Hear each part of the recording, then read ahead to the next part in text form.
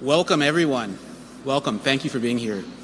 Thank you all for your generous and continued support of the San Francisco-Marin Food Bank and for joining us to celebrate the ribbon cutting of the San Francisco Warehouse Expansion Project. I'm Jonathan Walker. I'm the Vice Chair of the San Francisco-Marin Food Bank Board of Directors.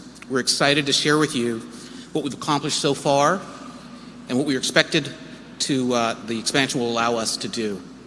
Before we do that, though, it's important to state that the San Francisco-Marin Food Bank acknowledges that it is on the traditional and unceded lands of the Ramaytush Ohlone people of Yelamu and the Muwekma Ohlone, and pays respect to elders both past and present of the Ohlone people. We recognize that the cultural heritage of the California begins many thousands of years ago, and the entire Bay Area rests on the land of indigenous cultures who were the original stewards of this territory. It is necessary that we recognize not only this legacy, but that the Ramaytush Ohlone and Muwekma Ohlone people are alive and active members of our San Francisco Bay Area communities. I would like to recognize the state, local, and federal elected officials who have joined us this afternoon. Please raise your hands to receive our gratitude.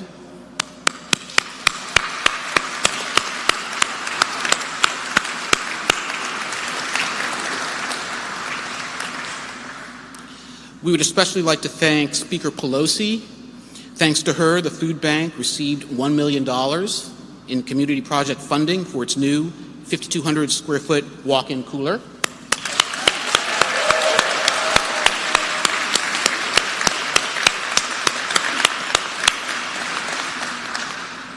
Thank you all for your support and your partnership.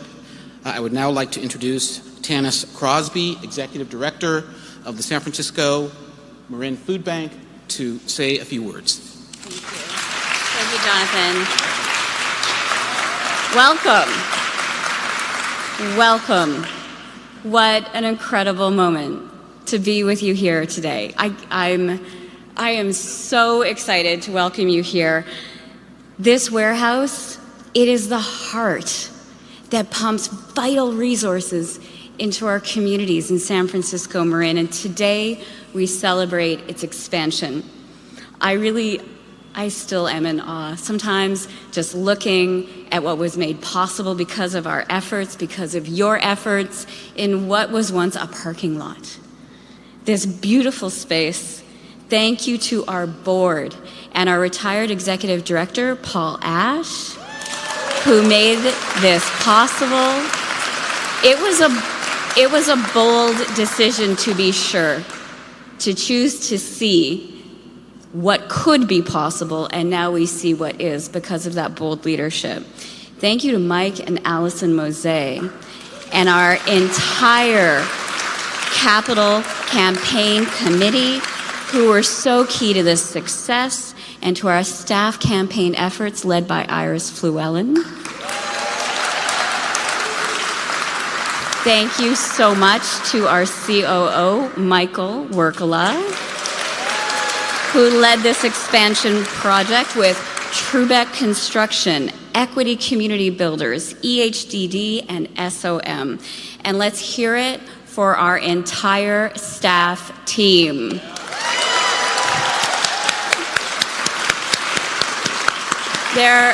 There was a very clear imperative that we heard over and over again: no disruption to service. Not through expansion, not through a pandemic, and I'm so proud and amazed to say this staff team met that imperative. Thank you, staff. Thank you, team.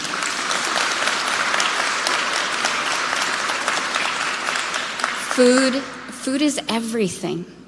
It's everything, and it's just the beginning. Food means healthy lives. Food means students can learn. Food means connection and care and comfort. And the food we share with our community, over 60% is fresh fruits and vegetables. And that's no accident.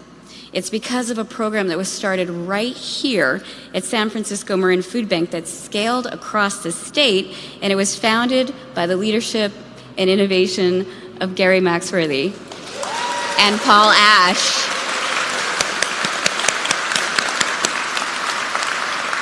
And Gary just said it's about the future, not the past, but that future of nourishing our community was made possible because of that innovation. These healthy, fresh fruits and vegetables are made possible because of that innovation. And those nourishing vegetables and fruit will serve over 53,000 households this week. It's huge. And I mean, how many of you have watched a Warriors game or been to a Warriors game, okay? Because Chase Stadium fills 18,900 people. So think about that roaring crowd at Chase Center times 3. And that's what we do in households, not people, households, each and every week. So that's near 200,000 people. And each person, each life, each story that is supported because of the work that you do and the work that you make possible. Within each of those households, the meals, the care, the conversation made possible because of this food. That's what you make possible. That's what this warehouse means. This impact is real, is profound. In one of our recent participant surveys, 82% of families, 82% of the families we serve said that they fear running out of food at the end of the week. But because of the food bank services, 95% don't. That's immediate, it's profound, and it's because of you. Thank you. But we're not stopping there. Because good food for all means access to benefits like CalFresh. It means permanently expanding the child tax credit. Good food for all means not just having a safety net, but a safety shield. This vision was laid out recently at the first White House Conference on Hunger, Health, and Nutrition in over 50 years. It's up to us to achieve it, but it all starts with food. And that food is going to happen because of this warehouse, and it happens because of you. So just know that we're celebrating this building, but this building, it's much more than a building. It is a manifestation of hope. Each square foot means dignity. Each truck loaded with care means health, learning, and possibility. Thank you so much for making this possible, and it is a real honor to introduce Speaker Nancy Pelosi. And please know, pause for just a moment. Speaker Pelosi made a comment at a food bank event last year. She said, "Remember what it feels like to be hungry before you enter a meeting?" Now remember that feeling. Know what it feels like when that isn't a choice. Speaker Pelosi is a true champion for this work, and it is an honor to welcome Speaker Nancy Pelosi.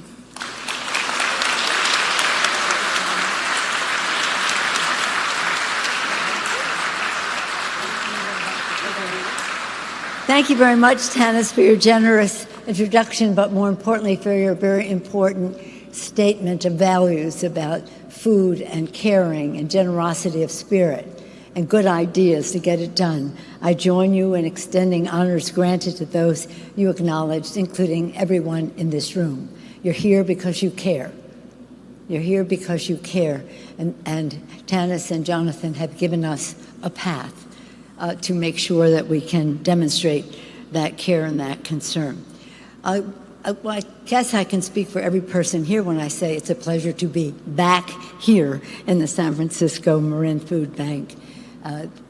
Beautiful, beautiful facility, and I'll see more what's additional now. And Tanis, thank you. Tanis talked about the first time in 50 years a food conference at the White House. Tanis was our regional representative to that food conference, and she said she was very pleased with it. I'll report that back to the president and the First Lady, who took a big interest in all of that, Jill Biden. And so, Tanis, thank you for your great leadership in so many ways. Again, internally make things run, externally to take the message out there to the community, to a conference in the White House. And to you, Jonathan, thank you so much for your leadership as well, to you and your entire team. This is nonstop work that you do to defeat hunger, brightening the lives of so many, and upholding the dignity and worth of every person. Now, why I take a special interest in this is because one of the reasons that I went from housewife to House Speaker or kitchen to Congress was 1 in 5 children living in poverty and going to sleep hungry at night. My husband and I have 5 children, now 9 grandchildren, but then 5 children. And just the thought that children in America, the greatest country that ever existed in the history of the world, children were going to sleep. 1 in 5 children in our country hungry at night. How could that be? How can that be when they're a country of faith?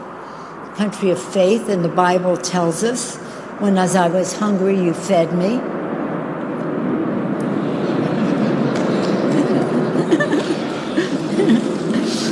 You fed me. So again, when people, I always ask candidates when they want to run for office, what is your why? Why? Why did you decide to do this? Well, my why was that 1 in 5 children go to sleep hungry. And it's still the case. That was a long time ago. It's still the case. We keep trying to get ahead of it. And that's why realizing those values with the good ideas, the generosity of spirit and time and finances that many of you give. I told Tanis once that when they first started having community health centers around the country, community health centers, it wasn't here since the beginning of our country. It's just in recent history. One of the 2 founders of it, they were getting federal money for community health centers, was using the money for food. And the federal government said, we're going to sue you because that's supposed to be for prescription drugs. And basically, the doctor there said, food is medicine. If we want our kids to thrive, if we want them to learn, as you said, all the things that they can do much better if they are nurtured and well-fed. Food is medicine. So we were hoping the federal government would sue, but they got the message. But it is medicine. It's good for what ails you, and it's so important. We've seen such a horrible increase during COVID, but thank God the San Francisco-Marin Food Bank was there. And I had the privilege of being at some of the pop-ups and this or that to see how desperately people needed it and how in some cases they were semi-embarrassed, but they shouldn't have been, because we were just all honoring our responsibilities to each other, and they could pass it on another time. The other thing is that when we had the issue, and that's why I was glad to hear you talk about fresh fruit and vegetables, when we had the issue of lead in water in Michigan. Remember that children were getting this terrible water. We had the doctors come in to talk about how we could help these children. And the first thing they said is fresh fruit and vegetables. They live in these deserts that don't have fresh fruit and vegetables. We have to get them fresh fruit and vegetables. So that makes it hopefully not having the same urgency and need as those kids had in Flint, Michigan, but recognizing how important that is to the good health and well-being of our children. So this is really important work. It's as fundamental as it can be to feed the hungry. That's your passage to heaven. When I was hungry, you fed me. He also said, when I was hungry, you didn't feed me. You go over there, you go over there. People keep forgetting the second part. When I was hungry, you didn't feed me. So that was really a challenge to all of us to make sure that if we wanted to truly be following the Bible. So your work remains as urgent as ever. The pandemic shined a light, as I said, on the realities of hunger in America, but this crisis has deep roots that were there before COVID. Driven by President Biden's leadership, the House Democrats have taken bold leadership. We delivered $12 billion in food assistance through our American Rescue Plan. That was the first bill that the president put forth. More since then. Enacted the Kids Fed Act to offer free school meals over the summer break when kids weren't in school. And why is it that kids have to qualify for for school meals in school? Shouldn't that just be automatic? And there shouldn't be you pay, you don't pay, and what's that? Because we always contended that the administrative cost of keeping track of who should be paying for a meal or not was not worth whatever the dynamic that it would create in the school. So we still obviously are always working to improve that. In August, before you went, we had the privilege of joining for a roundtable conversation ahead of the White House Conference on Hunger. Our colleague, his name is Jim McGovern. He's the chairman of the Rules Committee, but he's the chairman of the Hunger Caucus as well, Jim McGovern, and he was the one who was on the White House case. That is, he was on me to be on the White House case to have this conference, but the president was well disposed to it.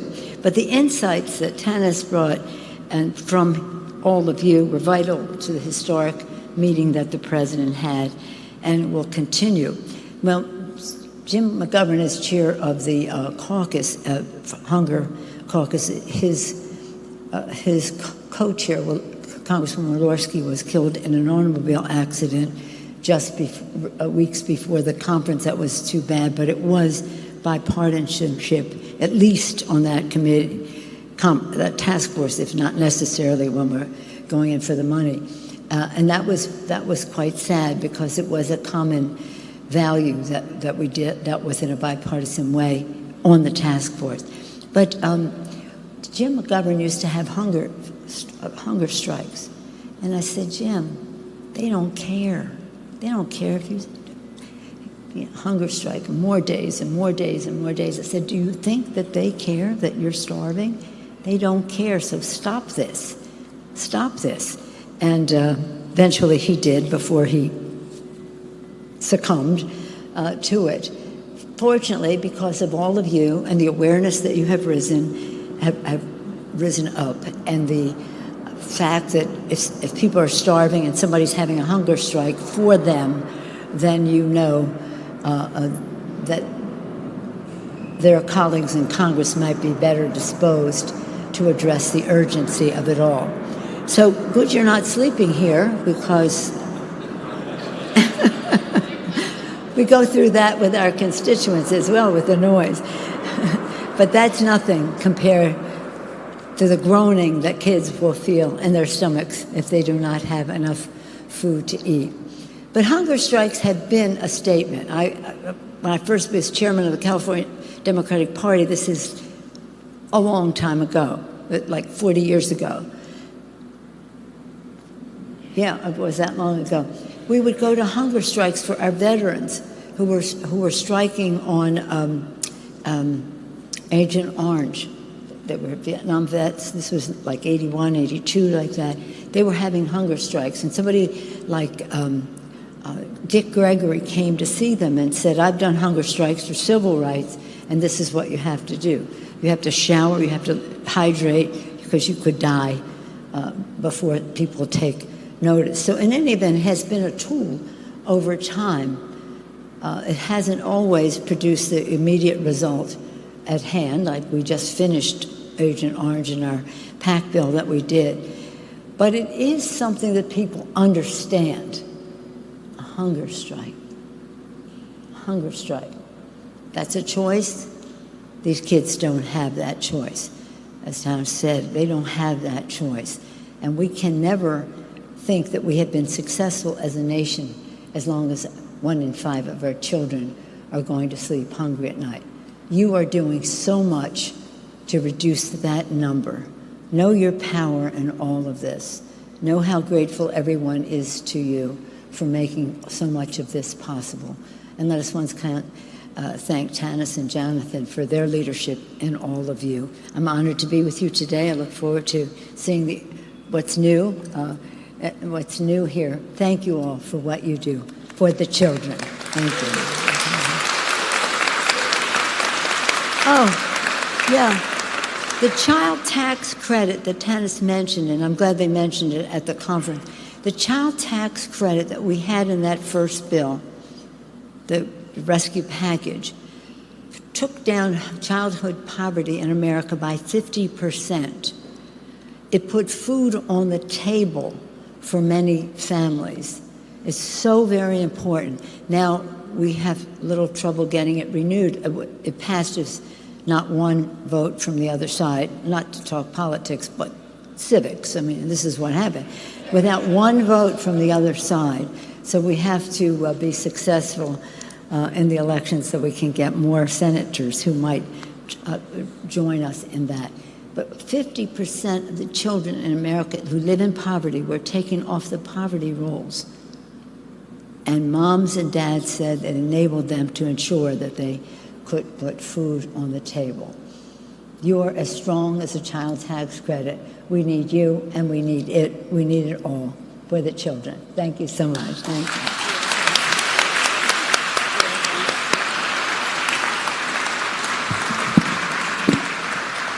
Thank you, Speaker Pelosi. Thank you. Would you all like to see the space and have a tour? Great. Okay. In just one moment, there's one last thing. So, in just a moment, we'll have some tours. We have some staff who will take you on that tour. If you are a staff person providing tours, please raise your hand. Wonderful. You can see we are very prepared and ready to provide you assistance in just a moment. Jonathan began with a land acknowledgement. We will be sharing food. I do want to thank the people who have prepared that food, as well as the farmers who made the food possible. Can we please give an acknowledgement to the workers who made the food possible today? And another round of applause to food bankers who do the work, who power our mission each and every day. Thank you, food bankers. Thank you, board. Now, in true food bank fashion, we are not cutting a ribbon, but in fact, we are unfolding a door to a beautiful load of produce. It's watermelons that will be shared with our community. Team, please join me. And I believe Michael Warkala will be doing the efforts. Good job. Come on. Yes, that first. What do you think? Yeah, go for it. We got a countdown, team. Okay, you ready, Michael? Let's hear it in 3, 2, 1.